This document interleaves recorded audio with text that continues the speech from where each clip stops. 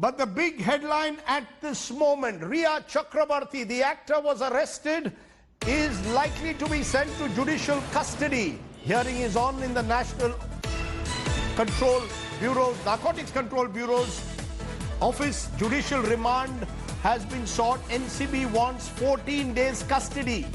NCB wants 14 days judicial custody. Rhea's lawyers are saying she should get bail, maintaining she never used drugs. So Rhea's lawyer is pressing for bail, even as the Narcotics Bureau is seeking 14 days custody. Let's go straight across to Divesh Singh, our correspondent who joins me at the moment. Divesh, we are told that this has been going through video conference, is where the judge is listening to both sides. NCB wants 14 days judicial custody. Rhea's lawyer wants bail. I have the remand notice with me here. It doesn't at any stage suggest consumption, but it said she was part of a drug syndicate, even while providing no evidence of the same. I want to understand on what basis is the NCB then wanting 14-day judicial custody in this case? 2 points, Rajdeep. First one being Rhea Chakrabarti has been charged with procurement and facilitating drugs through the house staff, through her brother, for Sushant Singh Rajput. Second point, she has been named as a part of a drug syndicate. So, not providing any kind of defense, but for each and every person who has been arrested in this case, we've seen all the remand copies. Each and every person is mentioned as part of a drug syndicate. Dipesh Sawant, who was a house help, he on instructions of Rhea Chakrabarti and Sushant Singh Rajput, went to collect drugs, received drugs from a peddler and brought it back to Sushant's residence. He has been called part of a drug syndicate. If a cook goes and collects drugs for his boss, he becomes part of a drug syndicate? Is that what the NCB is saying? Yeah, that is what the NCB claims right now. But each and every remand that they've submitted, including those of the drug peddlers who are actually part of the drug syndicate, meanwhile, all the accused arrested, Samuel Miranda is a house manager, Dipesh Sawant is a house boy, while Rhea Chakrabarti is an actress, and all of them, the same line has been mentioned as the closure, as the remand copy ends. The same sentence. No, but in the others, Divesh, they asked for 4 days. No, in the others they asked for 4 days remand. Now they're asking for 14 days for Rhea. They asked for 4 days in the case of Samuel Miranda and the others who are accused, but they want 14 days for Rhea. Am I correct? They've asked for 14 days judicial custody. Usually whenever you ask for judicial custody for an accused, it is the period mentioned is 14 days. They've not asked for a period. Right. They've asked for a judicial custody to be granted. That she be sent to jail. They do not want her to keep in custody. If there was some more information that they felt like that would come out of her, they themselves claimed yesterday, speaking to us, that Rhea has been very cooperative. She's cooperating with the investigation. And now they substantiated it again today while talking to us. Right. Talking to media personnel, NCB's Deputy Director General M.A. Jain said that we've received all the information that was to come from Rhea Chakrabarti. We have confronted her, so we do not want her custody. We do not want her in NCB's remand, but we want her to go to judicial custody. That is what they've sought. Now, once the bail is filed, they are going to oppose that bail filed by Satish Manishinde, who is Rhea's lawyer, citing that she might try to tamper evidence, she might try to influence witnesses. Okay. That is what has been told to us. Okay. But the role here is the same that Rhea has maintained. She was procuring drugs, facilitating it for Sushant Singh Rajput, and that is what she had told NCB. That is what India Today had reported earlier, that there is no confession regarding anything, there is no consumption at all. Okay, Divesh Singh giving us the latest updates. We'll of course keep updating you with that. Let's turn therefore to what happened on this dramatic day with the actor. The actor's arrest comes after 3 days of questioning. The NCB in its remand copy described her as a member of a drug syndicate, saying she bought drugs for Sushant Singh Rajput, but is silent on consumption of any drugs by Rhea herself. Take a look at how the NCB has got Rhea Chakrabarti in custody today. The prime accused in Sushant Singh Rajput death case, Rhea Chakrabarti, is arrested by the Narcotics Control Bureau. After 3 days of grilling, the NCB arrested Riya at 3:30 p.m. on Tuesday. The actor is booked under various sections of the NDPS Act that provides for up to 10 years in jail and fine up to 1 lakh rupees. After 3 days of questioning, accused number 1 Riya Chakravarti was arrested by the Narcotics Control Bureau. We are outside the very same office where she was placed under arrest by the NCB, and what we have been given to understand is that she has been placed under arrest under section 8C and 27A, 29, and these sections are going to be very serious against Riya Chakravarti because these are very serious charges. According to NDPS Act, she has been booked under these charges for facilitating drugs, harboring drugs, and also on the charges of transporting drugs. These are going to be charges against Riya Chakravarti. Riya was taken to Sion Hospital for a medical test soon after the arrest. In its remand notice, the NCB claimed Riya was an active participant of a drug syndicate and that she procured drugs for Sushant Rajput. The remand copy, however, did not say Riya herself consumed any drugs. Riya's counsel termed the NCB's move a travesty of justice and alleged that Sushant was addicted to drugs. He also reiterated his stand that the late actor consumed illegal drugs and medicines prescribed by his sister. When the day began, Riya Chakrabarti appeared confident. She had walked into the NCB office wearing a t-shirt that read, "Let us smash patriarchy, me and you." But by afternoon, it was clear her arrest was imminent. While the Riya camp is despondent, Sushant's sister, Shweta Singh Kirti, has welcomed the arrest. In the past 2 days of questioning, the probe agency asked Riya about her life before she met Sushant. Her old mobile phones, laptop and tablets are being analyzed by the Narcotics Bureau. The NCB has now prepared a dossier with 25 names of A-list Bollywood celebrities who are likely to receive summons for questioning. Accused number 1 Riya Chakravarti has been arrested by the Narcotics Control Bureau, but the bigger question remains the same, that how now the Narcotics Control Bureau will connect the drug charges against Riya Chakravarti with the death case of Sushant Singh Rajput. With camera person Mangesh Ambre, this is Munish Pandey in Mumbai for India Today. Okay, remember Riya Chakrabarti, of course, spoke to us about the drug issue earlier. We'll come to that in a moment, but I want to raise the big questions. Is Riya today a victim or a villain? Has the NCB simply foisted this case on Riya Chakrabarti? Is the NCB ignoring some of the big fish? These are some of the questions. Is this case now simply been foisted to somehow or the other nail Riya Chakrabarti? I'm joined by special guests right at the top. Aryama Sundaram, Senior Advocate, Supreme Court. Umakant Mishra, former Additional Director, NCB. Kunika Sadanand is a lawyer and activist, an actor who also knows Riya Chakrabarti. YP Singh, former IPS officer. And we'll also be speaking to Julio Ribeiro, who, remember, is one of the country's most distinguished police officers. I want to come to each of you one by one to get your first reactions to this remand copy that I have with me. Why don't you start, Aryama Sundaram, as a senior advocate? Is it enough to to use these serious charges of being part of a drug syndicate and conspiracy when the remand copy only suggests that she was procuring drugs and paying for them for Sushant Singh Rajput?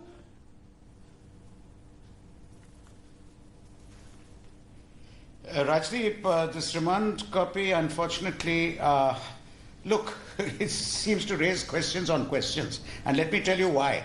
The fact is, this whole thing started as an inquiry to find out what the cause of Sushant Singh Rajput's death was. Whether it was suicide, whether it was homicide, if it was homicide, who was behind it, etc. Then I think public opinion, media pressure, everything else has really put it on to find out far, far more. Now, this NCB remand copy for me is a very troubling one, and I'll tell you why. Because if you see that, what it really says is that there was a drug syndicate, including Riya, who were procuring drugs for Sushant Singh Rajput. What does that make the deceased? I mean, the man is dead. He can't defend himself. But what does it make him? It makes him the prime procurer. Yes. And they are agents for the procurement. So if Sushant was alive today, he would be the first to be arrested. Reads, if he was alive, they would probably have made him an accused. So I really don't know where this is going. The charge actually, when you talk about the syndicate, it's a syndicate to supply drugs or procure drugs for her partner. He was her life partner, and she's meant to procure drugs for him. What does it mean really? What that remand report says is that he was a drug user and she was helping her partner procure drugs, and he was procuring it with her assistance. So looked at that way, I don't know where this remand report is really going, but what I am glad is that what this remand report shows is that finally some action is going to be taken against this terrible menace of drugs. And actually, a report like this, when I look at it, I think that if public perception be right, I'm not saying it is, half of socialite Delhi, Goa, Bombay, Bangalore, half of the Bollywood industry, half of the fashion industry, all of them would fall within the same bracket. So we can come to that, but I just for a moment, let's get preliminary remarks on this report itself, because this report... To inquire into cause of death of Sushant Singh Rajput, we've gone into a complete tangent. We're now on a different line. Absolutely. If this is going to help in exposing the drug trade, I, for one, who am so anti-drugs, I'm very happy. Okay. And I'm very happy about that. Let's come, though, to this remand copy one by one, because Umakant Mishra, you're a former additional director, NCB. I want to understand, is the NCB suggesting that the cook, for example, Deepesh Sawant, who simply went to go and get the drugs for his boss, Sushant Singh Rajput, all of which are barely 40, 50 grams, is part of a drug syndicate? A cook who earns 10, 12,000 rupees to serve his boss is now being arrested. Is the NCB foisting this case? कुछ नहीं मिला तो कहीं ना कहीं रिया को पकड़ना है. How do you explain that? Drug syndicate with no evidence? See, Rajdeep ji, Sir, you must first consider how it started. It started with a WhatsApp forwarded by the ED. So that is the basis. That is the basis which created this investigation trail. yes. Now, a syndicate means a group of people. It doesn't mean anything large, the volume, it doesn't mean that they are dealing with 100 kilos of heroin. The cook and the house manager become part of a syndicate? Let me explain. Because, you see, when there is a group of people, there is coordination. There is somebody tells somebody to bring, somebody tells somebody procure, somebody gives the money, and somebody uses it. Mr. Sundaram was referring that if this would have been continued, the Sushant Singh Rajput would have been held responsible. But that is a part of the investigation. Let me explain where all this is going. You see, there is always a consumption angle, there is always a supply angle. Consumption angle is treated very softly under the law, but the supply angle is treated with a very hard glove kind of a thing. So when the investigation goes on, when you find a group of people, it is very common to term it as a syndicate because it is all a coordinated and organized movement. Now where it is going, let me tell you, is now Riya has been arrested and produced before the court. Now you have the remand application in your hand. What does the remand application says? It says she was procuring and supplying to Sushant Singh Rajput.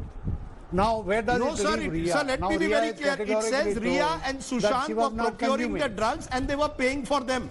My point is, if that becomes part of a syndicate, then there are question marks. Unless they can prove links to the drug peddlers, they are going to have to prove wider links to drug peddlers across. But I'll come to you again, sir, in a minute. I just want preliminary remarks. Your first reactions, YP Singh, to this remand copy, which suggests that she was part of a drug syndicate.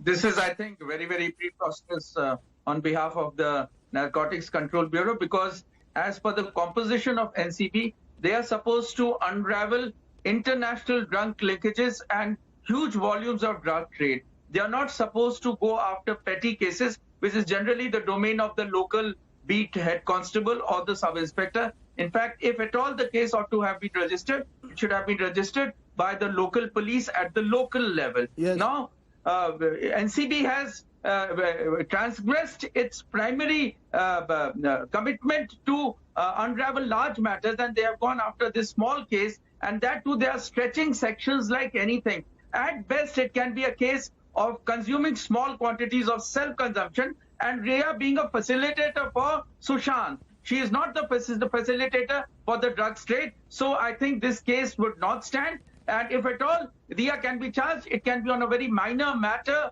of Section 27, which they have done mentioned in the remand report, and which perhaps is contradictory because Section 27 relates only to self-consumption. And I think this case is going to fall flat in the court of law. At best, Sir, but till then, till the case falls flat in a court of law, we don't know whether that will happen. For now, clearly, Rhea Chakrabarti is an accused. And I want to come to you, Kunika Sadanand, because the one weakness in Rhea's case is she is supplying the drugs to her boy, procuring them for her boyfriend. She's an adult, he's an adult, right? She is not supposed to be procuring those drugs in the first place, whatever the quantity of it be. You can argue that many people do the same across high society, but that can be no defense. The fact is, why instead of trying to get Sushant off drugs, she seems to be procuring drugs for him.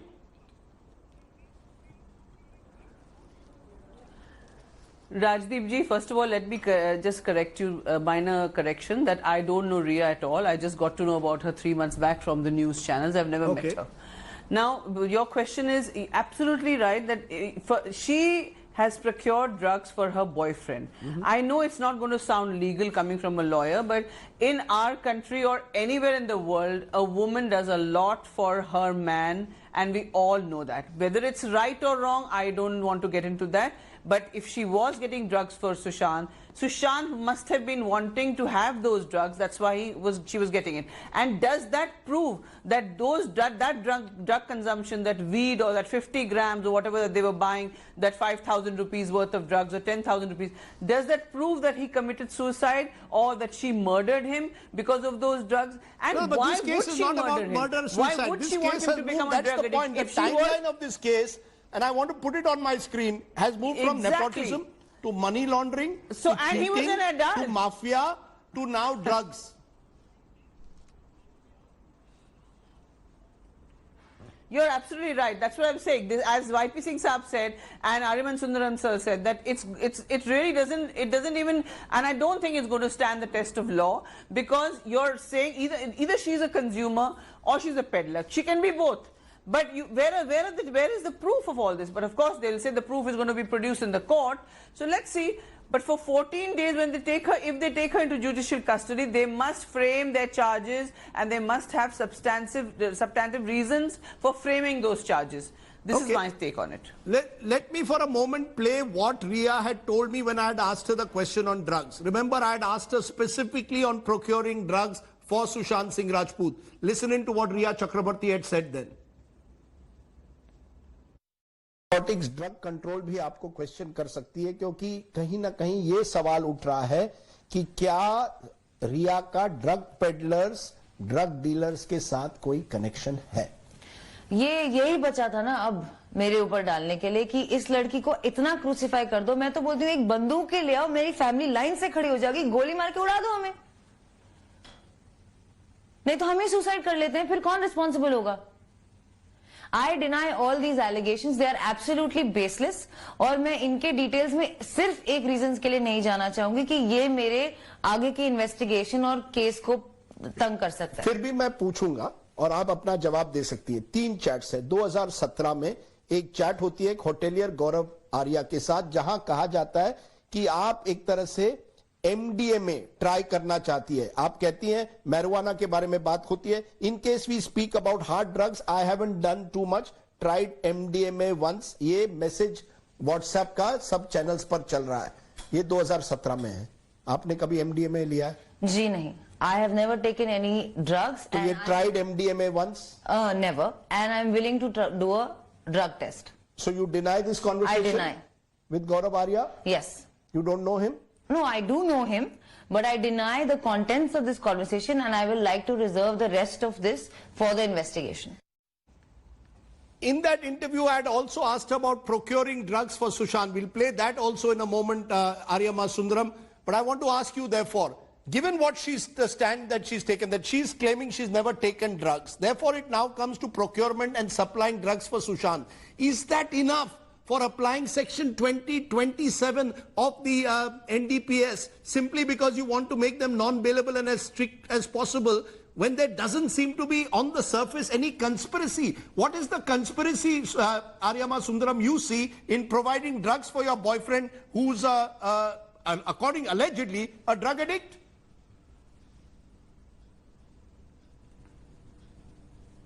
Well, Rajdeep, I think you've hit the nail on the head.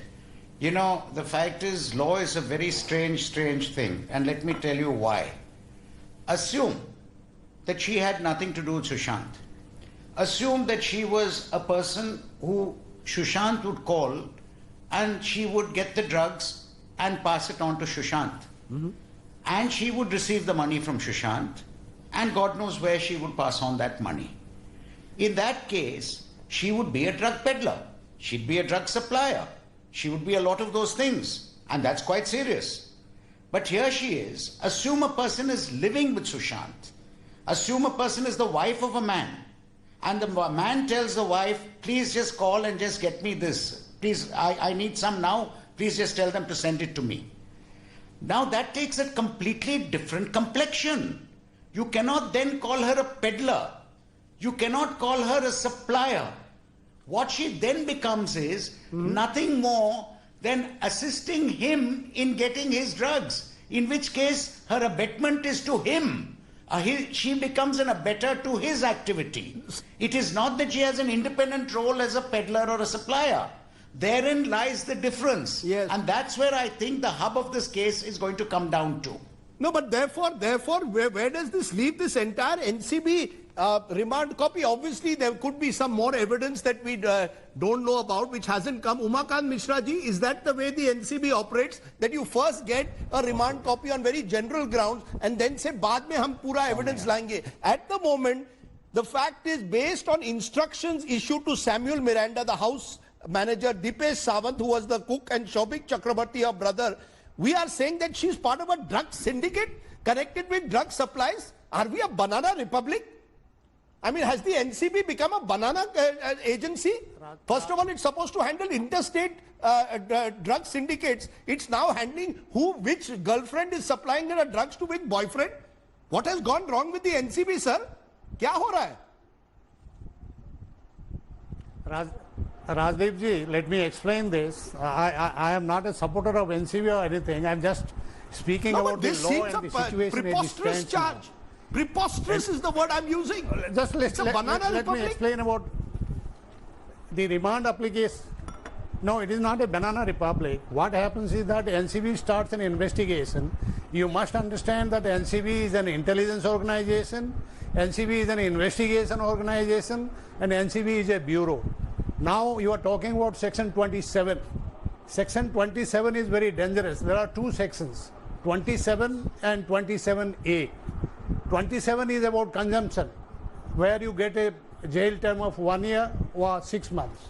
Now when you come to 27 capital A, you will remember, now you were referring to 2017 chart with Arya, and right from there on 2017, 18 and 19, those WhatsApp group chats and everything, they create some sort of a corroborative evidence that she has been dealing with drugs. Okay. Now what is the difference between 27 and 27A?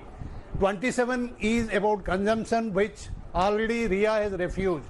So the law will not charge her under 27. I think it is a matter of tactics. I don't support NCB, but I see there is a tactics on the part of NCB. Now I think NCB will charge her under 27 capital A, right, where it is about financing, because the group chart says give money. So if I pay 15,000 rupees through my credit card to buy drugs for my boyfriend, I become a financier of drugs. Whatever, crime is a crime. Okay. You're saying that this is therefore the first step. I just want to turn to Julio Ribeiro. One of the country's top tops. A matter of tactics, I'm telling you. Okay, I spoke to Julio Ribeiro earlier and I asked him this. Ria's lawyer is calling it a travesty of justice. The NCB says they are probing her drug links. How do you react? Do you believe her supporters who are calling her a victim of a witch hunt are right? Or do you believe the NCB is strictly following the law of the land? You supply drugs, whether it's to your boyfriend or anyone, you pay the price. Whether it is a matter of such great national urgency that we should catch this young girl, I think she's 28 years old or something. I feel sorry for her, I can only say that. But if they want to arrest her for a crime of ensuring that he gets his supply of drugs, which of course he only is responsible for that, then I suppose they can get her for that. Because I think almost everybody in the film world uses drugs. And it is no problem for the NCB to get hold of all these people. But the NCB, I'm sure, have much bigger things to bother about than catching small users of drugs. No, but that is precisely the question. Should the NCB be going after the big fish, whether it's in Bollywood or anywhere, rather than going after an actor who at the moment seems to be guilty of procuring, and along with her boyfriend, paying for drugs that he was taking? Is this what the NCB in the country should be doing? Well, I think people should ask this question to themselves, but if they want to get her, they have got her. I don't think that she would probably be guilty of that.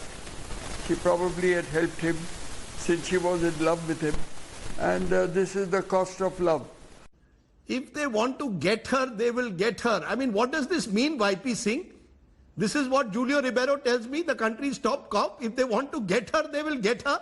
Is this the way the NCB functions? I think this is the way the General Investigation Agency functions, because the undercurrent is that you show me the person, I'll show you the crime. This has been an ancient following done by lots of secret agencies of dictatorial countries. And perhaps that's why they have, if you want to fix someone, you can fix someone. You can stretch the law beyond any imagination, just like certain channels had been insisting that it's a case of murder. And now that CBI is unable to unravel any evidence with regard to murder, a diversionary tactics has been adopted. And NCB, which never does such cases, it's just a WhatsApp communication. There is no physical seizure of drugs, and drugs have to be seized. They have to be tested. Let me ask that to Mr. Mishra. Otherwise. Mr. Mishra, is that true that a WhatsApp conversation is not enough? You need possession. You need to actually have evidence of possession. Is that true? Mr. Mishra? Okay. I lost you. Sir, what I mean is a WhatsApp conversation enough, or do you need possession? No, you see, there is a concept in law, it's called a constructive possession concept. But what I am referring to in the context of what Mr. YP Singh has said, you see, NCB is really not into these small seizures. But it came into his hand through ED. But once an investigation starts, it has to be taken to a logical conclusion. Now, as far as RIA or anything, as I told you, it is a matter of tactics. The first step is what is at hand. Right. That is investigation. NCB as an intelligence organization will take it to the next step further and go on the basis of the intelligence. You see, whatever is visible now is not the entire thing. Right. So you're saying you're maintaining that what is being done so far may not be the entire picture. Kulika Sadanand, that's the question. You know, many believe that this is only the first step. NCB has been telling us that we will go after other actors who may be involved in drug trade. Therefore, in a way, RIA is only the starting point. Rajdeep ji, according to me, I feel that this NCB, this arrest of Rhea Chakrabarti is only a face-saving attempt that they have made, because the ED is not getting anything. The CBI has still not finished their investigation, or they've not come up with any conclusions, or at least some sort of conclusion. So I feel, because there's a lot of public pressure, and that is definitely having an impact on this, and therefore they have taken this, face-saving arrest that they're doing. This is my opinion. And none of the people who've been arrested were found with drugs in their possession. So as Mishra Saab said, that you can arrest even if you don't find them with drugs in their possession. But the point is that, again, we're going to come to how far is this going to stand in the court, or how far is this really going to stand in the eyes of law? Let me take that to Aryama Sundaram. Absolutely, according to me, a witch hunt, and this is a face. You're saying it's a face saver, a witch hunt. Are those words you would use, Aryama Sundaram, at this stage, or would you say it's preliminary to suggest that? Prima facie, would you suggest this appears like a witch hunt, a face saver? You know what? That only on the basis of this remand copy as of now, that drugs provided to my boyfriend, which she is not confessing to consuming herself, become enough reason for 14 days judicial custody? Copy. In fact, according to me, on the strength of the remand copy, it is most unfortunate that the person who's most damned is Mr. Sushant Singh Rajput, a man who's no more with us. And let me also tell you, on the strength of the remand copy, allow me to be mythological a bit. I think, Rajiv, you would remember the famous Brahmastram in our Hindu mythology. And the story was, when the Brahmastram was released, it could not come back without hitting some target. I feel a Brahmastram has been released thanks to all the hype which has come about everything else. And that Brahmastram having been released and not having found its mark as yet, either in the homicide angle or in the ED angle or in those siphoning of money angles, has now found its mark in this NCB angle. So I tend to believe this was a Brahmastram which was released and had to land somewhere. Okay, and a Brahmastram which had to land somewhere. You know, I just want to play once again what Ria had told me when I had asked her specifically about Sushant and drugs. Listen in. 2020 Samuel Miranda का एक conversation आया हुआ है कि stock is over. इससे ये पता चलता है कि या तो आप ड्रग ले रही थी या सुशांत ले रहा था. सच्चाई क्या है? इट्स अनफॉर्चुनेट कि किसी के गुजर जाने के बाद हमें उनकी वाइसेस को ऐसे एक्सप्लॉइट करना होता है, पर अब मेरे पास कोई ऑप्शन नहीं है. Yes, Sushant used to smoke marijuana, और हाँ, वो काफी रेगुलरली पीते थे. मुझसे मिलने से पहले से पीते थे. इनफैक्ट केदारनाथ की शूटिंग या उससे जरा सा पहले से उन्होंने शुरू किया था ये. और मैं इनफैक्ट उन्हें कंट्रोल करने की कोशिश करती थी. सिर्फ इसी डिपार्टमेंट में मैं उन्हें कंट्रोल करने की कोशिश करती थी, मैं कट डाउन करने की कोशिश करती थी. लेकिन he was a man of his own choices. He was a grown man who chose what he wanted to do, and nobody could stop him. You did not encourage him to take drugs? Absolutely not. In fact, I have a Even though he was on the habit, वो drug पर है, लेकिन आपने कभी उनको encourage नहीं किया? नहीं, मैंने. You didn't try to stop him? I tried to stop him. I tried to stop him, and I tried to tell him to reduce it. But it is something he would do. Now, that is a controversial statement. She told me she tried to stop him. The NCB seems to suggest she procured drugs for him. I want to turn to Julio Ribeiro. I do recall, Mr. Ribeiro, the last time we spoke, you said you were mystified that 3 agencies are being used to probe this, from CBI to ED to NCB. Do you believe the Mumbai police could have done all of this earlier, that the Mumbai police perhaps could have looked at maybe even the drug link earlier? No.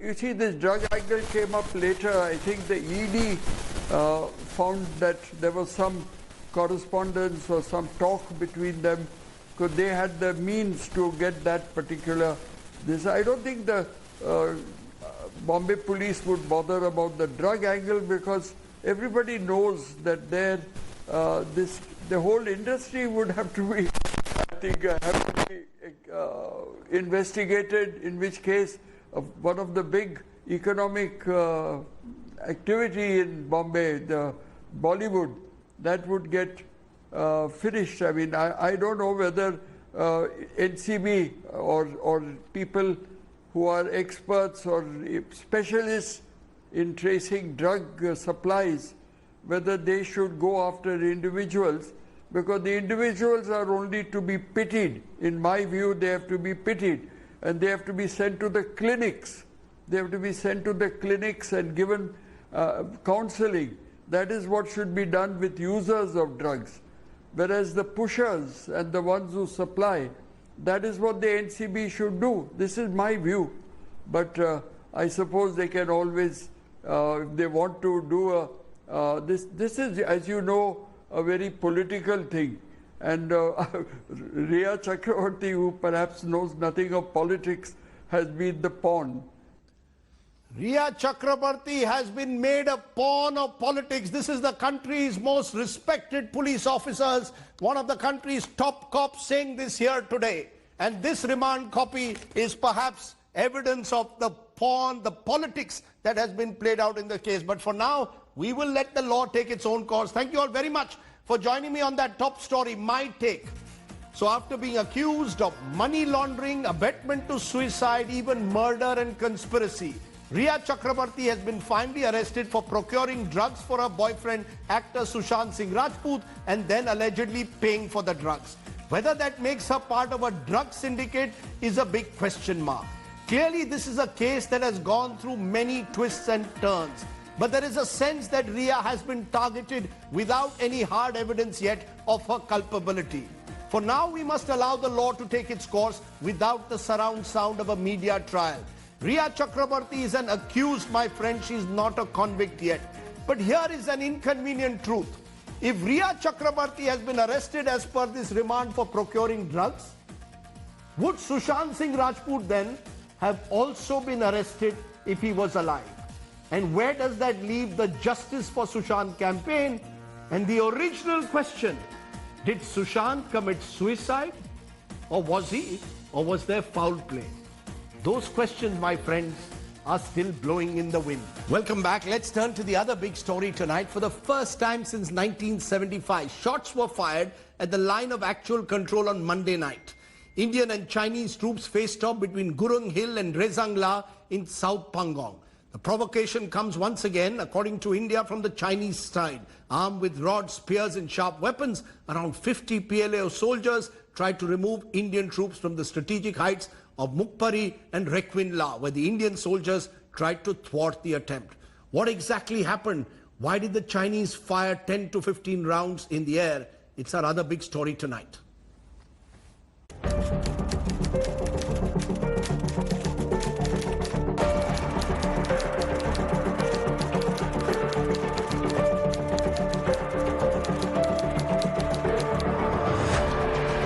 This is the location where Indian and Chinese troops faced off on Monday evening.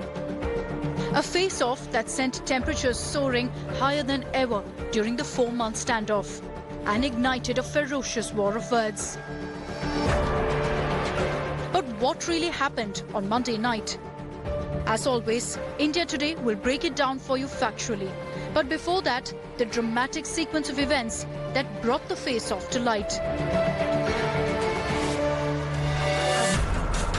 It began close to midnight last night when Chinese state-run media flashed news claiming that the Indian army had crossed the line of actual control near the Pangong South Bank.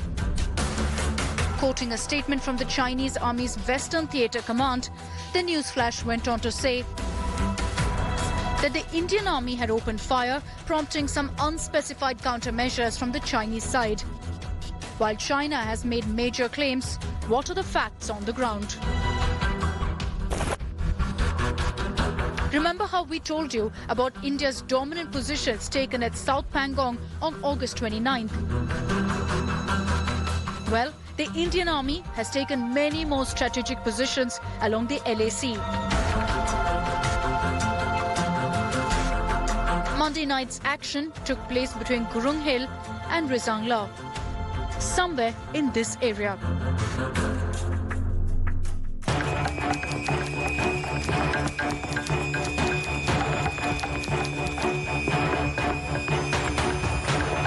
At about 6 p.m. on Monday, a Chinese patrol came very close to one of the Indian positions at the heights in this area. Given the Indian Army's huge visual advantage in this area, the approaching Chinese were spotted and megaphones and floodlights were used to dissuade them.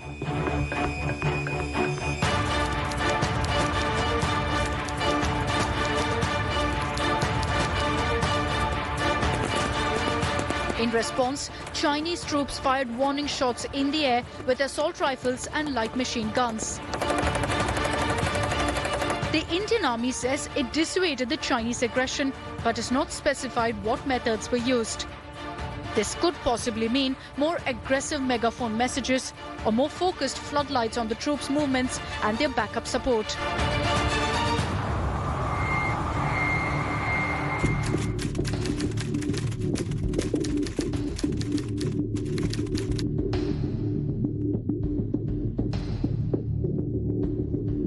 Rebuffed in their latest attempt to dislodge the Indian positions, the Chinese returned to the area with a sizable number of armoured vehicles, just as they'd done on August 31st. Expecting this, the Indian Army's T-90 tank regiment, just a few kilometers away, was ready for any escalation. Those are the facts on the ground. Several hours after the Chinese Army's inflammatory claims on Indian action, the Indian Army issued a statement categorically denying that it had indulged in any aggressive actions, including firing, and going on to say that it was the Chinese army that attempted to provoke and was dissuaded by the Indian side. The nature of this dissuasion has been left deliberately vague as the war of words escalates. As claims and counterclaims continue, two things are certain. One, the Indian Army's first move initiative is on full display once again. And two, the Indian Army has learned to use the Chinese playbook against the Chinese.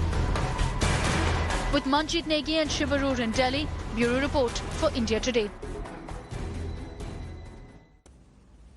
The big question, of course, is what happens next? Joining me now, Lieutenant General Rakesh Sharma, who's commanded the Ladakh Corps, and KC Singh, former Secretary at the Ministry of External Affairs. Let me come to General Sharma first. What happens next, given the fact that in some areas now it's an eyeball-to-eyeball confrontation, provocation on both sides? Could this dangerously spiral out of control in the next 48 hours? Yeah, thank you, Rajdeep. Let me put it this way, that what happened yesterday night was indeed some kind of a provocative act that they were doing. They were not dressed, or they were not, the way they came in, they were bunched up around.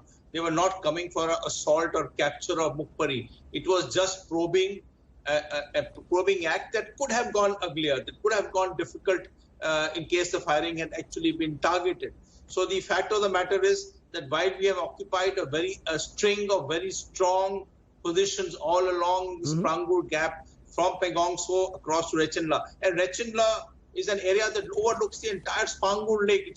It's a bird's eye view. So naturally, they are smarting from the fact that there is great amount of advantage that Indian forces have taken. Now, it can get uglier, but whether it will translate itself to a conventional war, I personally have still some doubts, because they don't have that quantum of force to actually engage a large sector over 800 kilometers. Right. And if they only tackle a portion of that area, there are advantages available to the Indian Army to exploit other areas. So it is just a question of making uglier and uglier and provoking us than actually looking out for a conventional war. So you're saying that these are at the moment skirmishes possibly that are taking place, or attempts being made by both sides to sort of regain territory that each other may have lost. Let me come to you, KC Singh. All of this takes place against the backdrop of an important meeting that is supposed to take place between the two foreign ministers, possibly as early as tomorrow in Moscow.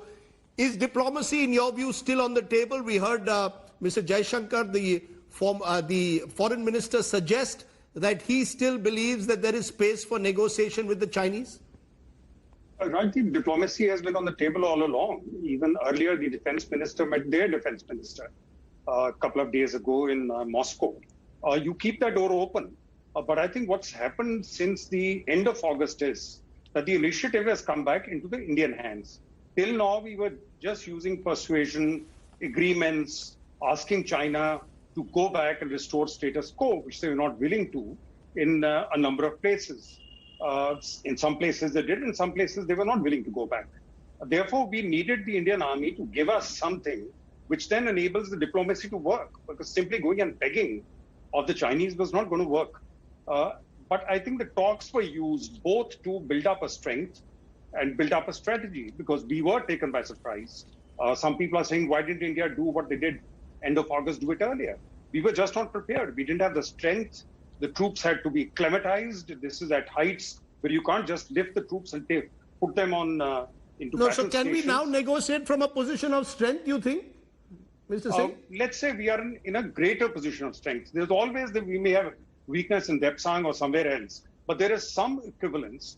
And this particular area has a specific significance because in 62, the Chinese had come through the Spangor Gap.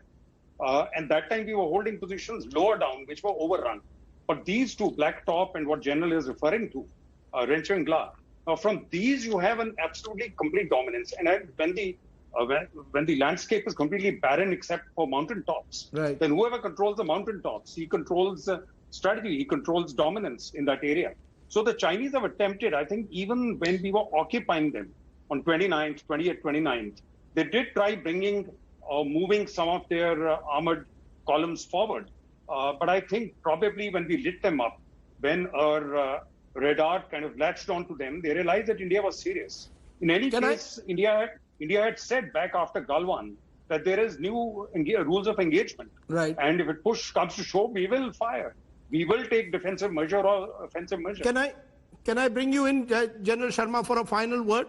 There are those who fear that, as I said earlier, this could spiral out of control. Is there a danger that local commanders could sort of be provoked into firing, as was reported last night, and it could spiral out of control?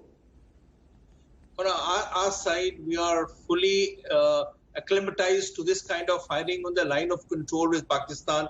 We fire when we want to fire, and we do not take any knee-jerk actions. So to say that a local commander or a local Jawan or somebody will lose a bullet out, well, that's not true. We are experienced in this one. But I wish to add one small point, if you permit. Yes. And that is that there is a trust deficit that has happened over the last 4 months after the casualties that we had in Galwan. So the status quo of April 2020 is not the answer now, because the trust deficit implies that there are amended rules of engagement, and next time an event happens like this, it will be bloodier. There will be more casualties around. So we have to now go back, say that you want peace and you want to talk. That talk has to be from the demarcation and the delineation levels. You have to go back to the history and sort it out. We just cannot go back to only April. I take your point, and obviously I wish we had more time on this. Our first discussion went well above what it was meant to be, but we will get back to this issue in the days ahead. I appreciate your joining us, giving us your preliminary thoughts on what you feel is happening on the ground and what happens next. KC Singh, General Sharma, thank you so much. Let me leave you with our image tonight, even as we give you that breaking news that Rhea Chakrabarty's judicial custody will be till the 22nd of September. Our image, California wildfires leave 2 people dead, 50 hikers trapped as walls of flames devastate record 2 million acres. A state of emergency has been declared. 2020 is truly annus horribilis. Thanks for watching. Bye for now. Take care.